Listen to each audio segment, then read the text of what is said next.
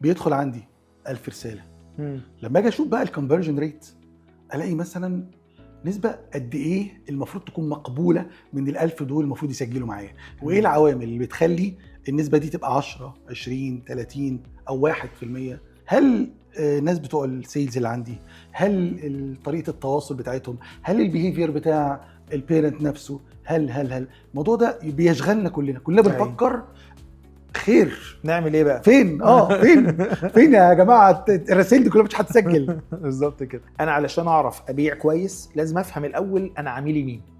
فانا فهمت عميلي كويس، تمام. تاني حاجه ببدا اشوف الشخص ده هو محتاج ايه، تمام. يعني اعرف العميل واحتياجاته عشان اقدر احدد اني انا هستهدف عميل معين.